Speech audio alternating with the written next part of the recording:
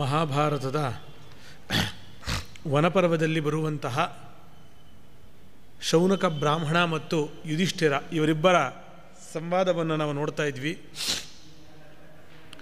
ಎಲ್ಲರೂ ಕೂಡ ಯುಧಿಷ್ಠಿರನ ಜೊತೆಗೆ ಕಾಡಿಗೆ ಬರ್ತೀವಿ ಅಂತ ಅಪೇಕ್ಷೆ ಪಟ್ಟಾಗ ಎಲ್ರಿಗೂ ವ್ಯವಸ್ಥೆ ಮಾಡೋದು ನನಗೆ ಕಷ್ಟ ಆಗುತ್ತೆ, ಹಾಗಾಗಿ ಬೇಡ ಅಂತ ಕೇಳಿದ್ದಕ್ಕಾಗಿ ಜನಕರಾಜನ ಗೀತೆಯನ್ನು ಉಪದೇಶ ಮಾಡ್ತಾಯಿದ್ರು. ಆ ಜನಕರಾಜನ ಗೀತೆಯನ್ನು ಹೇಳ್ತಾ ಶೌನಕ ಬ್ರಾಹ್ಮಣರು, ನಾವೆಲ್ಲ ನಿನ್ನ ಜೊತೆ ಬಂದರೆ ನಿನಗೆ ಅನುಕೂಲ, ನಿನಗೆ ಒಳ್ಳೆಯದಾಗಲಿ ಅಂತ ಹೇಳಿ ನಾವು ಪ್ರಾರ್ಥನೆ ಮಾಡ್ತೀವಿ. ನಿನಗೆ ಒಳ್ಳೆಯ ಕಥೆ, ದೇವರ ವಿಚಾರಗಳನ್ನೆಲ್ಲ ಹೇಳಿ ನಿನ್ನ ಮನಸ್ಸಿಗೆ ಸಮಾಧಾನ ಆಗೋ ಹಂಗೆ ಮಾಡ್ತೀವಿ ಅಂತ ಹೇಳಿ ಎರಡು ಅಂಶಗಳನ್ನು ಅವರು ಮುಖ್ಯವಾಗಿ ತಗೊಂಡಿದ್ದರು.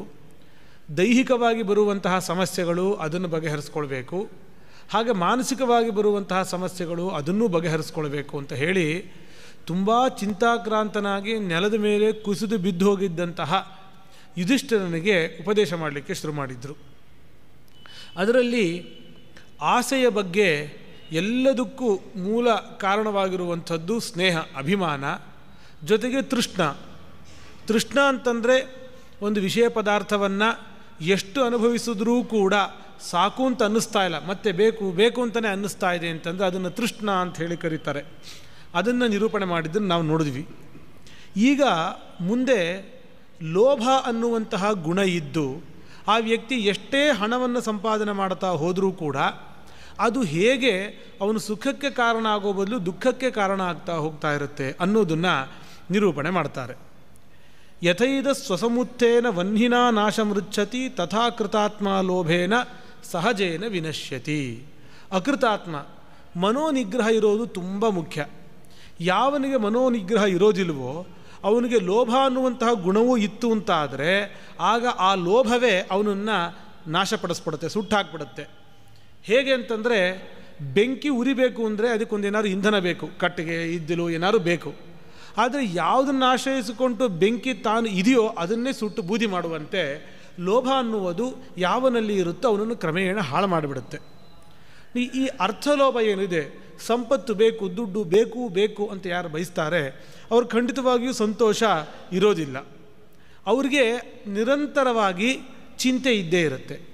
ಕಾರಣ ಏನು ಅಂತಂದರೆ ಯಾವ ಸಂಪತ್ತನ್ನು ಕಷ್ಟಪಟ್ಟು ಸಂಪಾದನೆ ಮಾಡಿರ್ತಾರೋ ಅದಕ್ಕೆ ಅನೇಕ ದಿಕ್ಕಿನಲ್ಲಿ ಆಪತ್ತುಗಳಿರುತ್ತೆ. ಆ ಸಂಪತ್ತಿಗೆ ಒಂದು ಎರಡು ಅಲ್ಲ. ರಾಜತ ಸಲಿಲಾದಗ್ನೇಶ್ಚೋರತ ಸ್ವಜನಾದಪಿ ಅರ್ಥಿಭ್ಯ ಕಾಲತಸ್ತಸ್ಮ ನಿತ್ಯಂ ಅರ್ಥವತಾಂ ಭಯಂ. ಅರ್ಥವತಾಂ ನಿತ್ಯಂ ಭಯಂ. ಬೇರೆಯವರಿಗೆಲ್ಲ ಯಾವಾಗ ಭಯ ಅಂತಂದರೆ ಆಗ ಈಗ ಭಯ ಇರಬಹುದು. ಆದರೆ ತುಂಬ ದುಡ್ಡನ್ನು ಯಾರು ಇಟ್ಕೊಂಡಿರ್ತಾರೆ ಅವ್ರಿಗೆ ಯಾವಾಗಲೂ ಭಯ. ರಾಜತಃ ತುಂಬ ಶ್ರೀಮಂತ ಇದ್ದರು ಅಂದರೆ ಅವರಿಂದ ದುಡ್ಡು ಹೇಗೆ ಹೊಡೆಯೋಣ ಅಂತ ರಾಜರಿಗೆ ಬುದ್ಧಿ ಬರಬಹುದು. ಹೆಚ್ಚು ಟ್ಯಾಕ್ಸ್ ಅಂತನೋ ಏನೋ ನಿಮಿತ್ತ ಕೊಟ್ಟು ಅವರಿಂದ ದುಡ್ಡು ತೆಗಿಬೇಕು ಅಂತ ಆ ರಾಜರಿಂದ ಭಯ ಇರಬಹುದು. ಸಲಿಲಾತ್ ಅಗ್ನೇಹಿ, ನೀರು ಅಗ್ನಿ ಮೊದಲಾದಂತಹ ಈ ಭೌತಿಕ ಪದಾರ್ಥಗಳಿಂದ ಆತಂಕ ಉಂಟಾಗಿ ತಾನು ಸಂಪಾದಿಸಿದಂತಹ ಸಂಪತ್ತು, ಅದು ಧಾನ್ಯ ರೂಪ ಸಂಪತ್ತಾಗಿದ್ದರೆ ಅವನು ಎಷ್ಟೋ ಬೆಳೆ ಬೆಳೆದಿರ್ತಾನೆ, ನೀರು ಬಂದು ನಾಶ ಆಗಬಹುದು, ಬೆಂಕಿ ಬಿದ್ದು ಹಾಳಾಗಬಹುದು. ಹೀಗೆ ಬೇರೆ ಎಲ್ಲ ಭೂತಗಳಿಂದಲೂ ಕೂಡ ಅದಕ್ಕೆ ತೊಂದರೆ ಇರುತ್ತೆ. ಚೋರತಃ ಕಳ್ಳರ ಭಯ ಇರುತ್ತೆ. ನಾವು ನೆಮ್ಮದಿಯಾಗಿ ಆತಂಕ ಇಲ್ಲದೇ ನಡ್ಕೊಂಡು ಹೋಗ್ತಾ ಇರ್ತೀವಿ, ಆರಾಮಾಗಿ ನಡ್ಕೊಂಡು ಹೋಗ್ತಾ ಇರ್ತೀವಿ ರಸ್ತೆಯಲ್ಲೇ. ಅದೇ ನಮ್ಮ ಕೈಲೊಂದು 5 ಲಕ್ಷ ಇದೆ ಒಂದು ಚೀಲದಲ್ಲಿ ಅಂತಾದಾಗ ಅಷ್ಟೇ ನೆಮ್ಮದಿಯಾಗಿ ನಾವು ನಡ್ಕೊಂಡು ಹೋಗಲಿಕ್ಕೆ ಸಾಧ್ಯ ಇಲ್ಲ. ಕಳ್ಳರ ಭಯ, ಯಾವಾಗ ಯಾರು ಏನು ಬಂದು ಗೊತ್ತಾಗಿ ಏನು ಕಿತ್ಕೊಳ್ತಾರೋ ಏನು ಮಾಡ್ತಾರೋ ಅನ್ನೋ ಭಯ. ಪುರಂದರದಾಸರು ಅವರು ಸರ್ವಸ್ವವನ್ನು ಕೂಡ ದಾನ ಮಾಡಿ ಭಗವಂತನ ಆ ವಿಶೇಷವಾದ ಆ ಲೀಲೆ ಏನಿತ್ತು ಅದರಿಂದ ಅವರು ಪ್ರಭಾವಿತರಾಗಿ, ಇಲ್ಲಪ್ಪ ಇನ್ನೇನು ಈ ಸಂಸಾರದಲ್ಲಿ ಇದು ಮಾಡೋದು ಸಾಧನೆ ಮಾಡ್ಕೊಳ್ತೀನಿ ಅಂತ ಹೇಳಿ ಅವರು ಹಂಪೆಗೆ ಹೊರಡ್ತಾರೆ. ನವಕೋಟಿ ನಾರಾಯಣ ಎಲ್ಲನೂ ಸರ್ವಸ್ವನೂ ದಾನ ಮಾಡಿಬಿಟ್ರು. ದಾನ ಮಾಡಿ ಹಂಪೆ ಕಡೆಗೆ ಅಂತ ಹೇಳಿ ಹೋಗ್ತಾ ಇರೋ ಸಂದರ್ಭದಲ್ಲಿ ಅವ್ರು ಹೋಗ್ತಾ ಇರ್ತಾರೆ. ಒಂದಿಷ್ಟು ಪದಾರ್ಥಗಳನ್ನೆಲ್ಲ ಏನು ಬೇಕೋ ಬದುಕಲಿಕ್ಕೆ ಏನು ಬೇಕೋ ತೊಗೊಂಡು ಹೋಗ್ತಾ ಇರ್ತಾರೆ. ಹೋಗುವಾಗ ಕಾಡಿನಲ್ಲಿ ತುಂಬ ಭಯ ಆಗ್ತಾ ಇರುತ್ತೆ. ಇದಕ್ಕಿದ್ದಂಗೆ ಭಯ ಆಗುತ್ತೆ ಅವ್ರಿಗೆ. ಅವ್ರು ಹೆಂಡ್ತಿನೂ ಹೇಳ್ತಾರೆ, ನನಗೂ ತುಂಬ ಭಯ ಆಗ್ತಾ ಇದೆ, ಯಾಕೆ ಅಂತಂದಾಗ ಅದಕ್ಕೆ ಹೇಳ್ತಾರೆ, ಏನೇನು ತಂದಿದೆ ಚೀಲದಲ್ಲಿ ತೆಗೆದು ನೋಡು ಅಂತ. ನೋಡಿದ್ರೆ ಒಂದು ಬಂಗಾರದ್ದು ನೀರು ತೊಗೊಂಡು ಹೋಗೋ ಒಂದು ತಿರುಪಿನ ತಂಬಿಗೆ ಇಟ್ಕೊಂಡಿರ್ತಾರಂತೆ. ಇದಿರೋದಕ್ಕೆ ನಮಗೆ ಭಯ ಆಗ್ತಾ ಇರೋದು, ಇದು ಹೋಗ್ಬಿಟ್ರೆ ಇನ್ನೇನು ಭಯ ಅಂಥೇಳಿ ಅದನ್ನು ಅಲ್ಲೇ ಬಿಸಾಕಿ ಹೋಗ್ತಾರೆ ಅಂತ ಹೇಳಿ. ಹೀಗೆ ಸಂಪತ್ತು ಅನ್ನುವಂಥದ್ದು ಯಾವಾಗಲೂ ಬೇರೆಯವರಿಂದ ಭಯವನ್ನು ಉಂಟು ಮಾಡುತ್ತೆ. ಚೋರತಃ ಕಳ್ಳನಿಂದ ಆಯಿತು. ಸ್ವಜನಾದಪಿ, ತಮ್ಮ ಬಂಧುಗಳಿಂದನೂ ಇರಬಹುದು. ಅವರು ನಮ್ಮಲ್ಲಿ ಯಾವನೋ ಒಬ್ಬ ಬಂಧು ತುಂಬ ಚೆನ್ನಾಗಿ ಸಂಪಾದನೆ ಮಾಡೋದಂಥವನು ಕೋಟಿ ಕೋಟಿ ಇರೋನು ಇದ್ದಾನೆ ಅಂತ ಆದರೆ ಎಲ್ಲರೂ ಬಂದು ನಮ್ಗೆ ಅದೊಂದು ಕಾರ್ಯಕ್ರಮ ಇದೆ, ನಮ್ಮ ಮನೆಗೆ ಒಂಚೂರು ಸಹಾಯ ಮಾಡು ಅಂತ ಕೇಳಬಹುದು.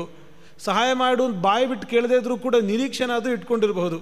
ಇಷ್ಟೆಲ್ಲ ಬಂಧುಗಳು ನಾವಿದ್ದೀವಿ, ಅಷ್ಟು ದೇವ್ರು ಕೊಟ್ಟಿದ್ದಾನೆ, ಒಂಚೂರು ದುಡ್ಡು ಕೊಡಲ್ಲ ಅಂತ ನೀನು ಸಹಾಯ ಮಾಡಬೇಕು ಅನ್ನೋ ಬುದ್ಧಿ ಇಲ್ಲ ಅಂತ ಬೈಕೊಳ್ತಾರೆ. ಅಯ್ಯೋ ಯಾರೋ ಏನೋ ಅಂದ್ಕೊಳ್ತಾರೆ ಅಂಥೇಳಿ ಒಂದಿಷ್ಟು ಕೊಡಬೇಕಾಗತ್ತೆ. ಕೊಡುವಾಗ ಕಷ್ಟಪಟ್ಟು ಸಂಪಾದನೆ ಮಾಡಿದ್ದು ಕೊಡ್ತಾ ಇದ್ದೀನಲ್ಲ ಅಂತ ಚಿಂತೆ ಇವ್ರಿಗಿರುತ್ತೆ. ಹೀಗೆ ಸ್ವಜನಾತ್. ಅರ್ಥಿಭ್ಯ, ಅದು ಬಿಟ್ಟು ಯಾರಾದರೂ ಒಬ್ಬರಿಗೆ ನಾವೇನಾದರೂ ಕೊಟ್ವಿ ಅಂತಂದರೆ, ಸಹಾಯ ಮಾಡಿದ್ವಿ ಅಂತಂದರೆ ಮತ್ತೆ ಬರ್ತಾ ಇರ್ತಾರೆ. ಈಗ ಯಾರಾದರೂ ಮನೆ ಹತ್ರ ಬರುವಂಥ ಭಿಕ್ಷುಕರಿಗೆ ನಾವು ಕೊಟ್ವಿ ಅಂತಂದರೆ ಮತ್ತೆ ತಪ್ಪದಂಗೆ ಬರ್ತಾರೆ ಅವರು. ಹಾಗಾಗಿ ಅರ್ಥಿಭ್ಯ. ಕಾಲತಃ, ಕಾಲದಿಂದಲೂ ಭಯ ಇದೆ. ಕಾಲದಿಂದ ಹೇಗೆ ಅಂತಂದರೆ, ನಾನು ಕಷ್ಟಪಟ್ಟು ಒಂದು 10 ಲಕ್ಷ ಸಂಪಾದನೆ ಮಾಡಿ ಅದನ್ನು ಒಂದು ತಿಜೋರಿಯಲ್ಲಿ ಹಾಕಿ ಬೀಗ ಹಾಕಿ ಇಟ್ಬಿಟ್ಟು ನಾವೊಂದು 10 ವರ್ಷ ಆದಮೇಲೆ ಅದನ್ನು ತೆಗೆದ್ರೆ ಆ 10 ಲಕ್ಷ ಈಗ ಏನು ವ್ಯಾಲ್ಯೂ ಇದೆ ಅದು ಇರೋದೇ ಇಲ್ಲ, ಅರ್ಧ ಕಳ್ಕೊಂಡ್ಬಿಟ್ಟಿರ್ಬೋದು, 5 ಲಕ್ಷದಷ್ಟು ವ್ಯಾಲ್ಯೂ ಆಗಿಬಿಟ್ಟಿರ್ಬೋದು ಅದು. ಹಾಗಾಗಿ ಕಾಲದ ಪ್ರಭಾವದಿಂದಲೂ ಕೂಡ ತನ್ನ ಬೆಲೆಯನ್ನು ಅದು ಕಳ್ಕೊಳ್ಳುತ್ತೆ, ಅದರಿಂದಲೂ ಕೂಡ ಭಯ ಇರುತ್ತೆ. ಹಾಗಾಗಿ ದುಡ್ಡಿನ ಸಂಪಾದನೆಗೆ ತುಂಬ ಆತಂಕಪಟ್ಟು ಅದಕ್ಕಾಗಿ ಒದ್ದಾಡ್ತಾ ಇರಬಾರ್ದು, ಎಷ್ಟು ಬೇಕೋ ಅಷ್ಟು ಮಾತ್ರ ಅಂತ. ಒಂದು ಸಣ್ಣ ಉದಾಹರಣೆಯನ್ನು ಕೂಡ ಇಲ್ಲಿ ಮಹಾಭಾರತದಲ್ಲಿ ಕೊಡ್ತಾರೆ. ಯಥಾ ಹ್ಯಾಮಿಷಮಾಕಾಶೇ ಪಕ್ಷಿಭಿ ಶ್ವಾಪದೈರ್ಭುವಿ ಭಕ್ಷತೆ ಸಲಿಲೆ ಮತ್ಸೈ ತಥಾ ಸರ್ವತ್ರ ವಿತ್ತವಾನ್. ಒಂದು ಪಕ್ಷಿ ಅದಕ್ಕೊಂದು ಮಾಂಸದ ತುಂಡು ಸಿಗುತ್ತೆ. ಆ ಮಾಂಸದ ತುಂಡು ಸಿಕ್ಕಾಗ ಅದಕ್ಕೆ ಭಾರಿ ಖುಷಿ ಆಯಿತು, ಅದನ್ನು ತಗೊಂಡು ಹಾರ್ಕೊಂಡು ಹೋಗ್ತಾ ಇರುತ್ತೆ. ಯಾವಾಗ ಆಕಾಶದಲ್ಲಿ ಹಾರ್ಕೊಂಡು ಹೋಗ್ತಾ ಇದೆಯೋ ಅದು ನೋಡಿದಂತಹ ಕಾಗೆಗಳೆಲ್ಲ ಬಂದು ಆಕ್ರಮಣ ಮಾಡುತ್ತೆ ಬೇಕು ಅಂತ.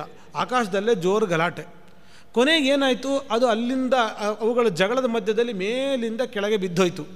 ಬಿದ್ದು ನೆಲದ ಮೇಲೆ ಬಿತ್ತು ಅಂತಂದರೆ ನಾಯಿಗಳು ನರಿಗಳು ಎಲ್ಲ ಬೇಕು ಬೇಕು ಅಂತ ಅವುಗಳ ಕಿತ್ತಾಟ ಮಾಡಲಿಕ್ಕೆ ಶುರು ಮಾಡ್ತು. ಸರಿ, ಅವುಗಳ ಕಿತ್ತಾಟದಲ್ಲಿ ಅದು ಜಾರಿ ಅಲ್ಲೇ ನೀರಿಗೆ ಬಿತ್ತು. ನದಿಗೆ ನೀರಿಗೆ ಬಿದ್ದರೆ ನೀರಲ್ಲಿರೋ ಮೀನುಗಳು ನನಗೆ ಬೇಕು ಅಂಥೇಳಿ ಕಿತ್ತಾಟ ಮಾಡ್ತು. ಹಾಗಾಗಿ ಆ ಮಾಂಸದ ತುಂಡು ಆಮಿಷ ಅನ್ನೋ ಶಬ್ದಕ್ಕೆ ಸಂಸ್ಕೃತದಲ್ಲಿ ಮಾಂಸ ಅಂತ ಅರ್ಥ ಇದೆ, ಮತ್ತು ಆಸೆ ಅನ್ನೋ ಅರ್ಥದಲ್ಲೂ ನಾವು ಕನ್ನಡದಲ್ಲಿ ಅದನ್ನು ಉಪಯೋಗಿಸ್ತೀವಿ. ಇವರಿಗೆ ಆಮಿಷವನ್ನು ತೋರಿಸ್ತಾ ಇದ್ದಾರೆ, ಆಸೆ ತೋರಿಸೋದು ಅಂತ ಹೇಳಿ.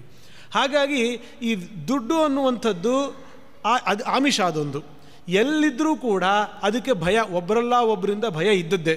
ಇಲ್ಲಿಂದೆಲ್ಲ ಅಲ್ಲಿಂದೆಲ್ಲ ನಾವು ಹೋಗಿ ಲಾಕರಲ್ಲಿ ಇಡ್ತೀವಿ ಅಂತಂದರೆ, ಮೊನ್ನೆ ಯಾವುದೋ ನ್ಯೂಸ್ ಬಂತು, ಲಾಕರ್ಗೆ ಕಳ್ಳತನ ಮಾಡಿ ಅದು ಯಾವುದೋ ರಾಜ್ಯದಲ್ಲಿ ಲಾಕರಿಂದನೇ ಎತ್ಕೊಂಡು ಹೋಗಿದ್ದಾರೆ ಅಂತ.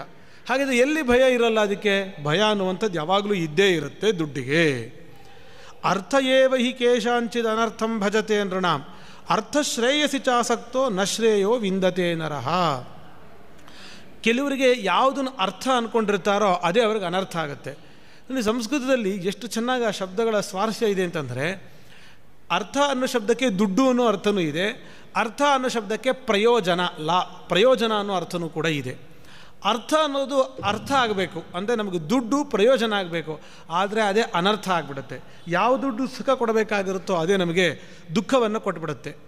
ಯಾರು ಅರ್ಥವನ್ನೇ ಶ್ರೇಯಸ್ ಅಂತಂದರೆ ತುಂಬ ಅತ್ಯಂತ ಉತ್ತಮವಾಗಿರುವಂತಹ ಸಾಧನೆ, ಅತಿ ದೊಡ್ಡ ಆನಂದವನ್ನು ಕೊಡುವಂತಹ ಒಂದು ಸಾಧನವನ್ನು ಶ್ರೇಯಸ್ ಅನ್ನೋ ಶಬ್ದದಿಂದ ಸಂಸ್ಕೃತದಲ್ಲಿ ಕರೀತಾರೆ.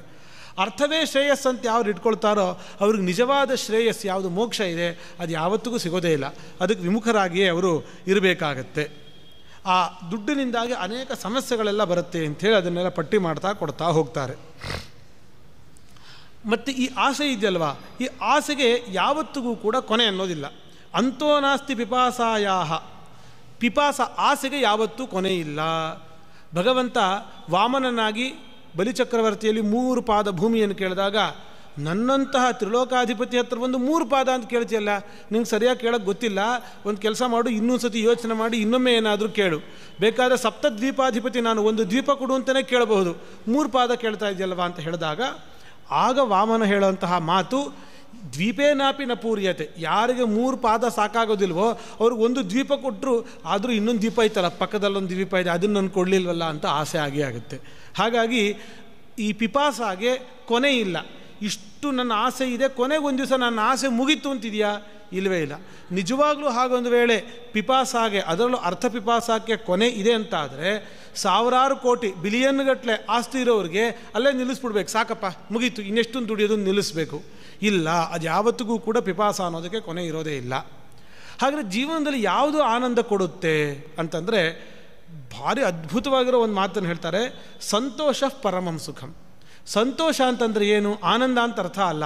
ಸಂತೋಷ ಅನ್ನೋ ಶಬ್ದಕ್ಕೆ ತೋಷ ಅಂದರೆ ತೃಪ್ತಿ, ಸಂತೋಷ ಅಂತಂದರೆ ಏನು ಸಿಗುತ್ತೋ ಅದರಲ್ಲೇ ತೃಪ್ತಿ. 1 ಕೋಟಿ ಇದ್ದವನಿಗೆ 1 ಕೋಟಿ ಇರೋದ್ರಿಂದ ಏನು ತೃಪ್ತಿ ಇರುತ್ತೆ, ಅದು ನಮಗೆ 1,000 ಇದ್ದರೆ ಸಾಕು, ಅಷ್ಟೇ ತೃಪ್ತಿ. ಬೇಕಾದಷ್ಟಾಯಿತು, ಒಂದು ಊಟ ಆಯ್ತಲ್ಲ, ಒಂದು ಬಟ್ಟೆ ಸಿಕ್ತಲ್ಲ, ಬೇಕಾದಷ್ಟಾಯಿತು ಅಂತ ತೃಪ್ತಿ ಇದ್ದುಬಿಡ್ತು ಅಂದರೆ ಅವರಿಗೆ ಒಂದು ನೀರು ಸಿಕ್ಕರೂ ಸಾಕು, ಸಲಿಲೇ ನಾಪಿ, ನೀರಿಂದಲೂ ಅವರು ಸಂತುಷ್ಟರಾಗೋಗ್ಬಿಡ್ತಾರೆ ಅಂತ ಭಾಗವತ ಹೇಳುತ್ತೆ. ಹಾಗಾಗಿ ನಿಜವಾಗಲೂ ಆನಂದವನ್ನು ಜೀವನದಲ್ಲಿ ಕೊಡೋದು ಯಾವುದು ಅಂತಂದರೆ ತೃಪ್ತಿಯೇ. ಅಲ್ಪ ತೃಪ್ತಿಯನ್ನು ಗುಣವೇ ಆನಂದವನ್ನು ಕೊಡುತ್ತೆ ಹೊರತು ದುಡ್ಡಲ್ಲ. ಅಲ್ಪತೃಪ್ತಿ ಇರುವಂಥವನು 1000 ರೂಪಾಯಿಗೂ ಸಂತೋಷ ಪಡ್ತಾನೆ, ತೃಪ್ತಿ ಇಲ್ಲದೇ ಇರೋವನು ಕೋಟಿ ಕೊಟ್ಟರೂ ಸಂತೋಷ ಪಡೋದಿಲ್ಲ. ಸಂಸ್ಕೃತದಲ್ಲಿ ಒಂದು ಸುಭಾಷಿತ ಇದೆ, ಜೀವನದಲ್ಲಿ ಭಯ ಇಲ್ಲದೆ ಇರಬೇಕು ಅಂತಂದರೆ ಏನು ಮಾಡಬೇಕು, ಯಾರಿಗೆ ಭಯ ಇಲ್ಲ ಅದನ್ನು ನೋಡೋಣಂತೆ ಅಂತ ಭರ್ತೃಹರಿ ಶತಕತ್ರಯದಲ್ಲಿ ಒಂದು ಶ್ಲೋಕ ತುಂಬ ಚೆನ್ನಾಗಿದೆ. ಯಾರಿಗೆ ಭಯ ಇಲ್ಲ, ಎಲ್ಲರಿಗೂ ಕೂಡ ಭಯ ಈ ಪ್ರಪಂಚದಲ್ಲಿ ಇದ್ದೇ ಇದೆ ಅಂತ ಹೇಳಿ ಹೇಳ್ತಾನೆ ಅವನು. ಹೇಗೆ?